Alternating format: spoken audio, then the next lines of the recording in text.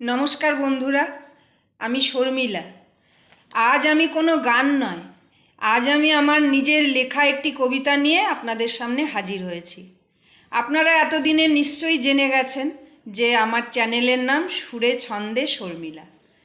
তো যেহেতু আমার লেখার একটু আধটু অভ্যাস আছে, তাই আজ থেকে আমি গানের সুরের পাশাপাশি আমার নিজের লেখা কবিতা বা ছড়ার ছন্দ নিয়ে মাঝে মধ্যে আপনাদের সামনে হাজির হব।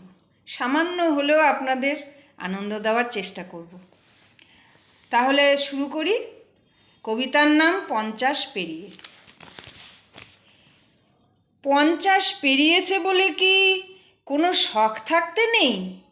জলাঞ্জলি দিতে হবে সব স্বাদ, দোষ কি সব কিছুতেই? 50 পেরিয়েছে বলে কি জমকালো সাজ পোশাকে বাধা? ক্ষতি কি সাজের বহর দেখে যদি লোকের চোখে লাগে ধাঁধা? 50 পেরিয়েছে বলে কি করতে নেই ফেসিয়াল? ক্ষতি কি চুলে রং লাগিয়ে ফেরে যদি আধ পাকা চুলের হাল? 50 পেরিয়েছে বলে কি করতে হবে পাখির আহার? ক্ষতি কি রসিয়ে পাঁঠার মাংস খেতে? কেন খাবারের এত বাজবিচার? 50 পেরিয়েছে বলে কি দোষ বিশেষ বন্ধুতে?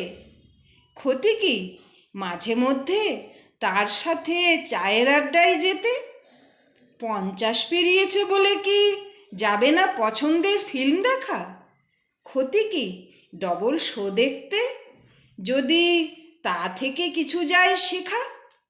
বয়সে কী বা যায় আসে, শুধু প্রাণ ভরে বাঁচা চাই। নিজেকে সর্বদা সতেজ রাখতে দিতে হবে বয়সের মুখে ছাই। নমস্কার বন্ধুরা, আমার কবিতা এটুকুই ছিল। তাহলে আজ আসি। তবে যাওয়ার আগে একটা কথা আপনাদের বলতে চাই। আমার এই স্বরচিত কবিতাটা যদি আপনাদের একটুও ভালো লেগে থাকে, তাহলে প্লিজ আপনারা লাইক কমেন্ট করবেন, আর আমার চ্যানেলটা প্লিজ সাবস্ক্রাইব করে দেবেন।